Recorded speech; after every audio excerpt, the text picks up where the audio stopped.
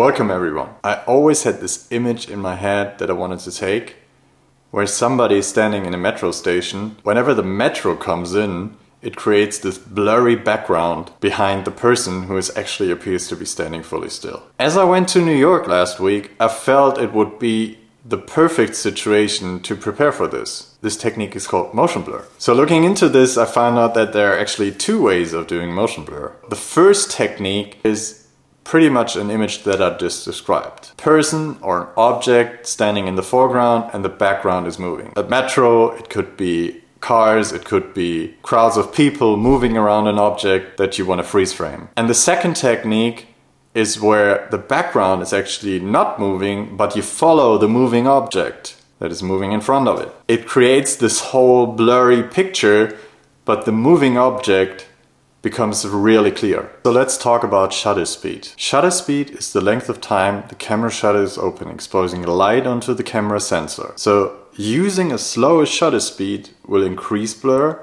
while a faster shutter speed will reduce blur. So kind of what we need for our images. As you can see, when I'm taking a picture of me shaking my head with a very slow shutter speed, it becomes very blurry. Whenever I'm taking a picture with a very quick shutter speed, I get this beautiful freeze frame of me shaking my head. The thing that I didn't tell you yet is the more you open your shutter, the more exposed your image gets. So without closing the lens, the image would look like this. You would need to adjust the aperture, in my case it's f16, to get the least amount of light through your lens. But you can also use an ND filter to shut out the light. Learning all this, I felt I would be ready to go to New York to try to take some pictures like this. Being in New York, I didn't have any clue of how much I would need to open my shutter. I was thinking about seconds, to be honest. And trying this at home, I learned pretty quickly that I couldn't hold my camera still for more than a second to get a good image out of it. And also the object or the person that I wanted to take a picture of in front of a blurry background wouldn't be able to stand still for that long. I figured that I needed to take a tripod. The first location we went to was Central Station, New York. It was a busy day, a lot of people running around, so I wanted to take a picture of my model standing in the Central Station and people rushing around him, creating this motion blur. In the beginning I started out taking pictures with 1 second or even longer. And even though I felt it looked quite alright, whenever you zoom in, you can tell that the model is moving quite a bit, so the image in total becomes a bit shaky. We also tried this at a very busy intersection where the steam is coming from the underground. And we were lucky that this New York cab with this advertisement on top with the lights on rushed through the picture, so we got this really great image.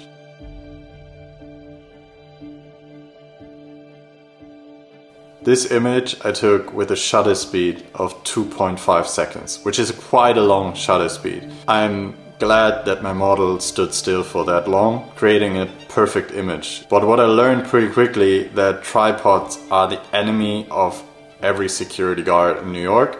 So being indoors, you basically can't use a tripod.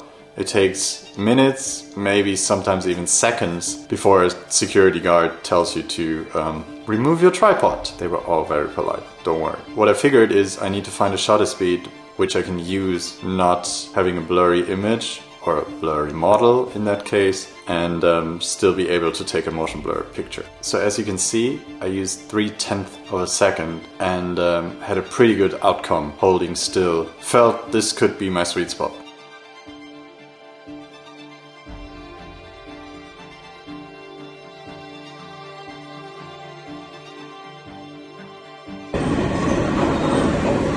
So let's go to the actual image I had in mind, so the metro image. Here I started off with using 1/4 of a second, but the image was a bit overexposed, so I went to 1/8 of a second and I got the perfect image.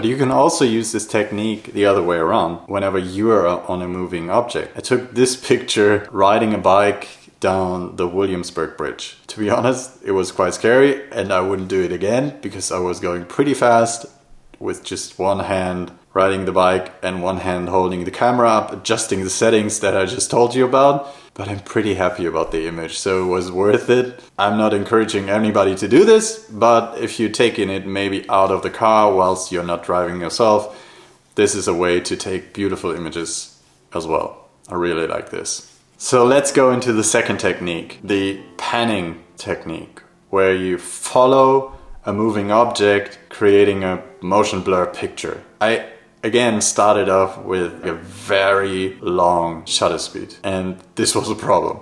So the first images I took turned out like this, where I took 1 second as the shutter speed. So I quickly realized that I needed to lower the shutter speed in order to take images that aren't overexposed and totally blurry and totally...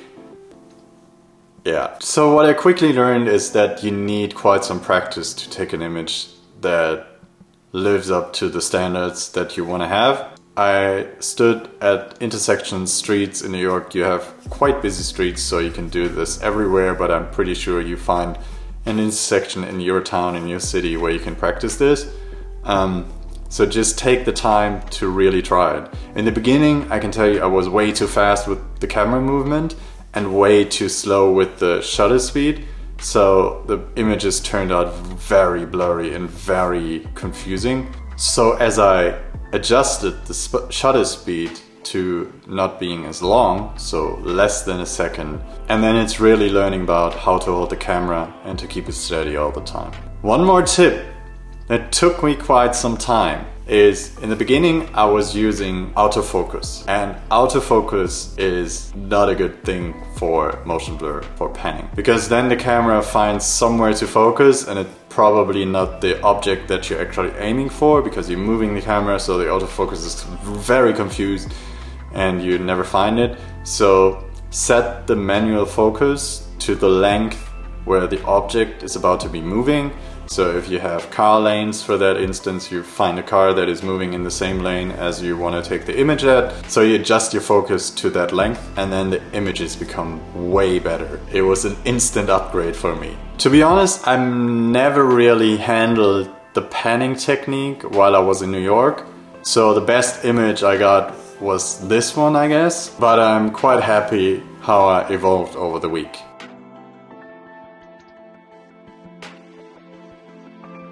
I hope I could help you learn a bit about motion blur. If you want to keep learning with me, because I'm constantly learning what I'm doing here to create the images that I have in my head. If you want to keep doing that, leave a like, follow my channel, and I hope to see you around soon.